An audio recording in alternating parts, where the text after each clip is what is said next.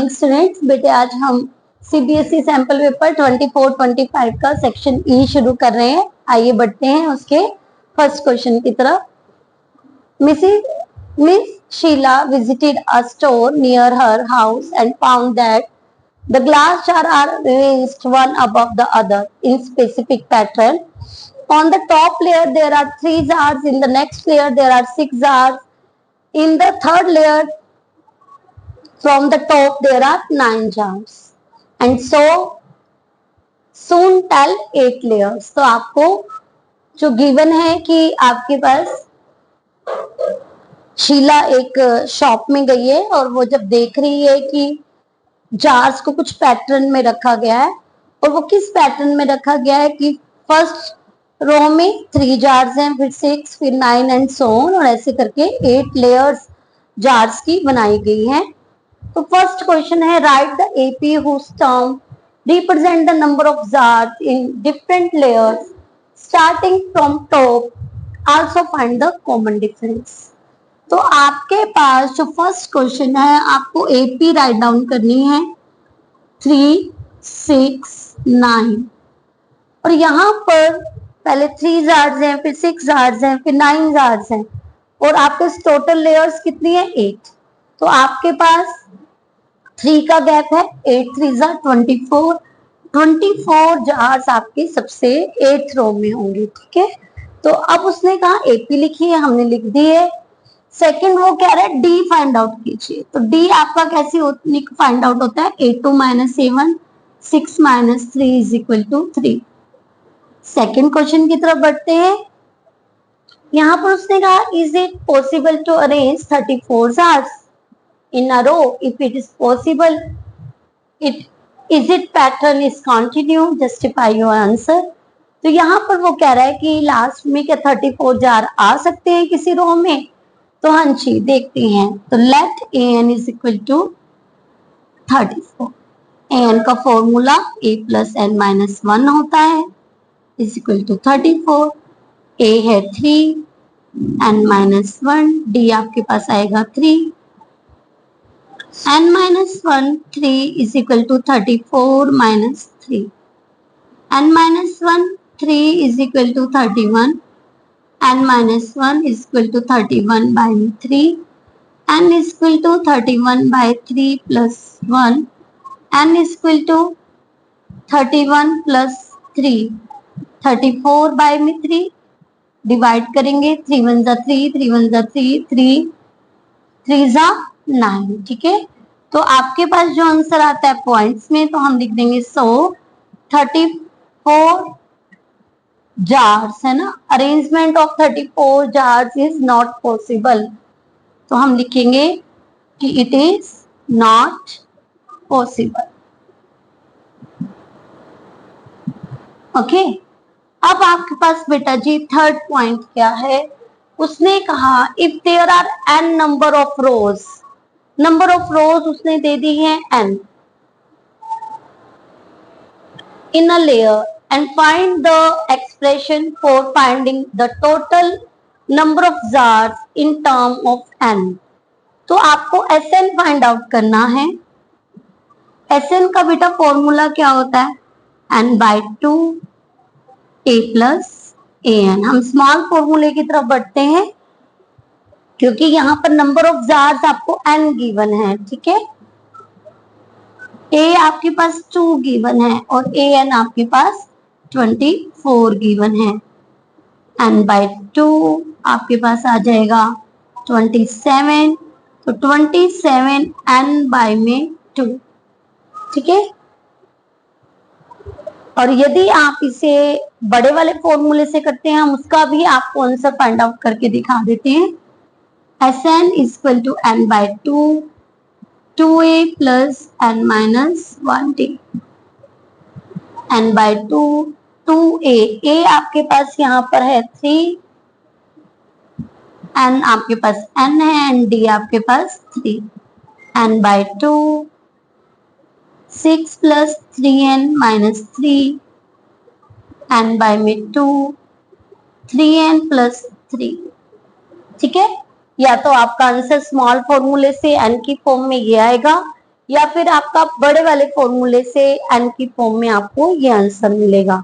ठीक है स्टूडेंट्स, आगे हम बेटा जी फाइंड आउट करते हैं फोर्थ पार्ट। हाँ जी स्टूडेंट्स, बढ़ते हैं नेक्स्ट पार्ट की तरफ। The shopkeeper added 3 jars in each layer. How many jars are in the 5th layer? तो यहाँ पर एपी अब चेंज हो रही है, ठीक है ना। जो आपकी एपी है वो क्या बन रही है, हर एक रो में आपके पास 3 जार्स ऐड हो रहे हैं। तो यहाँ पर 6 हो गया, यहाँ पर 9 हो गया, यहाँ पर 27 हो गया, ठीक है ना। नहीं सॉरी, 3 ऐड हो रहे हैं ना, तो यहाँ 6, यहाँ 9 एंड यहाँ पर 12, ठीक है। तो ए आपके पास क्या है 6, डी आपके पास क्या है 8 माइनस 7 3, और आपसे क्या पूछा है ए 5th में कितने जार्स होंगे, तो A plus 4D, 6 plus 4 multiply 3, 6 plus 12 is equal to 18 jars, ठीक है। तो ए 5th आपके पास कितना आ जाएगा 18, ठीक है स्टूडेंट्स। तो बेटा आपका 36 केस स्टडी आपकी कंप्लीट हो गई है। आइए बढ़ते हैं 37th केस स्टडी की तरफ। हाँ जी बेटा, शुरू करते हैं 37th question. Triangle is very popular shape used in interior designing. The picture given above show a cabinet designed by famous interior designer. Here the largest triangle is represented by ABC and the smaller one with shelf is represented by DEF. PQ is parallel to EF. Okay? ये थोड़ी small है, इसे थोड़ा small बना लेते हैं EF. Okay? Show that triangle DPQ similar triangle DEF. Okay? तो सबसे पहले हम ये चीज उठाते हैं कि हमें ये ट्रायंगल को सिमिलर प्रूव करना है। तो DPQ आपके पास सिमिलर हमने प्रूव करना है DEF के। तो यहाँ पर हमने क्या किया, एक तो ये एंगल इस एंगल के इक्वल कर दिया क्योंकि लाइन पैरेलल है, और ये आपका कोरस्पोंडिंग एंगल आपका इक्वल हो जाएगा। साथ में आपके पास जो एंगल D है वो दोनों ट्रायंगल्स में है जो कि कॉमन है। ये आपका कोरस्पोंडिंग एंगल और ये आपका कॉमन। तो आपके पास क्या हुआ, ट्रायंगल सिमिलर हो गई, एंगल एंगल सिमिलैरिटी के आपका फर्स्ट पार्ट क्लियर हो जाता है। नेक्स्ट में आपके पास है if 2AB is equal to 5DE, ठीक है। आपको 2AB इक्वल टू दी हुई है, सॉरी नेक्स्ट सेकंड पार्ट ये है DP is equal to 50 centimetre. DP आपके पास 50 सेंटीमीटर है,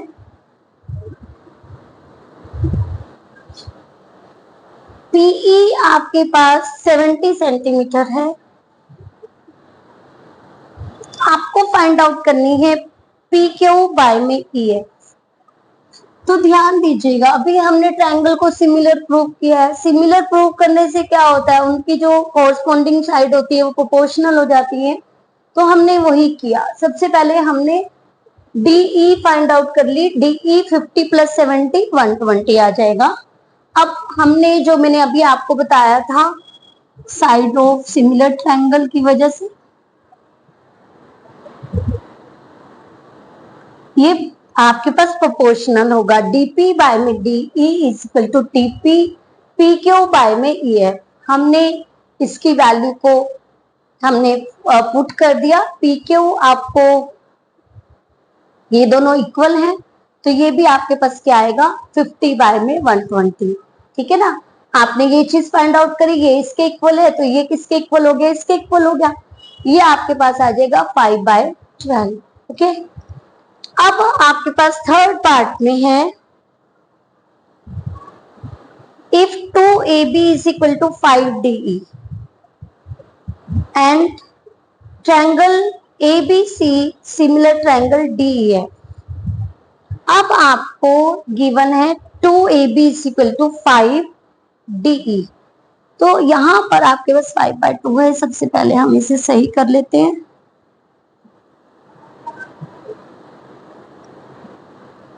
आपको गिवन है 2AB is equal to 5DE। तो आपके पास देखिए AB बाय में DE कितना आ जाएगा, 5/2। ये सुनो, है ना, ये आपको गिवन है, आपने गिवन सी से फाइंड आउट किया। अब देखिए हमने क्या लिखा है, हमने लिखा AB बाय में DE, this side by this side, this side by this side and this side by this side। Okay, और क्योंकि आपके पास ये AB बाय DE 5/2 थी, तो ये सभी की सभी आपके पास इक्वल आ जाएंगी और AB आपके पास क्या आएगा, 5/2 DE। ओके, अब हम करते हैं पैरामीटर की बात। पैरामीटर क्या होता है, सम ऑफ ऑल साइड्स, दोनों का पैरामीटर। तो यहां पर हमने सम ऑफ ऑल साइड, अब देखिए AB आपके पास है 5/2 D। यस, ऐसे ही आपके पास सबकी सब 5/2। हमारे पास BC क्या होगा, 5/2 EF। AC क्या होगा, 5/2 DF, है ना।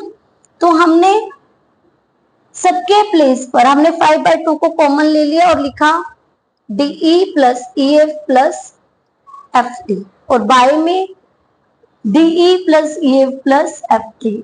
ये आपका कैंसिल हो गया, इससे आपके पास आ गई रेशियो 5/2। ठीक है, अब आपको नेक्स्ट क्या बोला है कि if AM and DN are median of triangle ABC and DEF, AM and DN are the median of triangle ABC and DEF respectively, then prove that triangle ABM similar triangle DEN। तो यहां पर हमने triangle उठा ली ABM and DEN। ठीक है, हम लिख रहे हैं कि AB बाय में DE is equal to BC by में EF। अब ये दोनों इक्वल हैं, तो BC का हाफ भी इक्वल होगा। ये सुनो, दोनों के हाफ को इक्वल कर दिया, हाफ इक्वल हो गया, तो हाफ क्या है, BM एंड EM। आपके पास क्या आ गया, AB बाय में DE, BM बाय में EM। ओके, और साथ में angle B is equal to angle E, corresponding angle. तो आपके पास क्या हो जाएगी, ट्रायंगल दोनों सिमिलर हो जाएंगी साइड एंगल सिमिलैरिटी से। ठीक है स्टूडेंट, समझ आया? हाँ जी, ध्यान से देखेंगे और अच्छे से समझेंगे। बढ़ते हैं नेक्स्ट केस स्टडी की तरफ। हाँ जी स्टूडेंट, बढ़ते हैं नेक्स्ट क्वेश्चन की तरफ। Metallic silos are used by farmer for storing grain. Farmer Girdhar has decided to build a new metallic soil silo to store his harvested grain. It is in the shape of a cylinder mounted by a cone. तो आपको पास grain को store करने के लिए metallic सिलोन्स बनाए जा रहे हैं, जो कि सिलेंडर के ऊपर एक कॉन है। ठीक है, इस शेप में है वो। Dimensions of the conical part of the silo is as follow. Radius of base is 1.5 meter and height 2 meter. Dimensions of the cylinder, radius 1.5 meter and the height is 7 meter. Calculate the slant height of the conical part. तो आपको first आपका है कि slant height को आपने find out करना है। सबसे पहले हम डायमेंशंस लिख लेते हैं। Radius of cylindrical is equal to conical part, r जो कि आपके पास है 1.5 मीटर।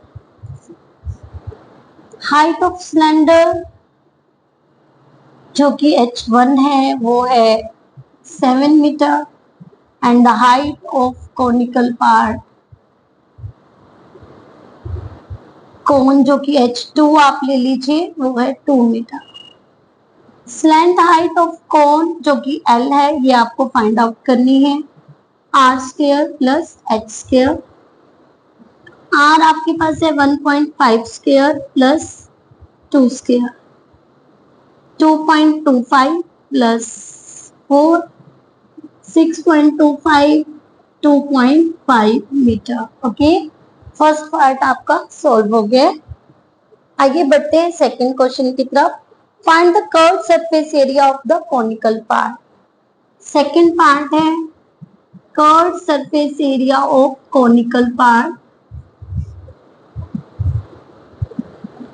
पाई आर एल, पाई है 22/7, R 1.5 and L 25। Yes, calculate करेंगे 7.8 metre square. Okay, third part के लिए find the cost of the metallic sheet used to make the curve cylindrical part. तो curve surface area of cylinder सबसे पहले हमें find out करना है। तो उसके लिए आपके पास फॉर्मूला अप्लाई होगा 2 पाई आर एच, और सिलेंडर के लिए हमने H1 यूज करी है 2 × 22/7 R 1.5 and H7 44 × 1.5 metre square. और अब उसने आपको कहा है कि कॉस्ट निकालिए इस रेट से 2000 पर मीटर स्क्वायर। तो टोटल कॉस्ट आपके पास क्या आएगी, आप एरिया को मल्टीप्लाई कर देंगे 2000 से, 44 15/10 मल्टीप्लाई 2000, तो आपके पास आ जाएगा 15 2 30, ओके 1,32,000 रुपीज। ओके, अब हम बात करते हैं find the total capacity of 1 silo to store grain. अब हमें वॉल्यूम निकालनी है। फोर्थ पार्ट में वॉल्यूम ऑफ सिलो आपके पास क्या आएगा, volume of cylinder plus volume of cone. तो वॉल्यूम ऑफ सिलेंडर आपके पास आएगी pi R square H 1 and 1/3 pi R square H2। Pi R square को आप कॉमन ले लेंगे, H1 प्लस 1/3 H2। पाई की वैल्यू 22/7, R 1.5 मल्टीप्लाई 1.5, H आपके पास एक है 7 और एक आपके पास है 1/3 H। यस, इसके आपके पास 7 है और इसके आपके पास 2 है। 22/7 मल्टीप्लाई करेंगे 2.25 and bracket 7 + 2/3, 22/7 multiply 2.25 and LCM लेंगे 3, 21 + 2, 22/7 मल्टीप्लाई 22 225 बाय में 100, 23 बाय में 3। तो बेटा आप इसे यदि कट करते हैं तो 4 सा 3 3 सा 9 मल्टीप्लाई करके आपको मिलता है 1518, 5 में 28। After dividing we get 54.21 metre cube. तो बेटे आज जो हमारी हुई है सेक्शन ई कंप्लीट हो चुका है। इसमें हमने 3 केस स्टडी करी है। बेटा आज आपका सैंपल पेपर जो सीबीएसई ने 2024-25 में इशू किया था उसको हमने कंप्लीट कर लिया है। उम्मीद है आपको समझ आई होगी।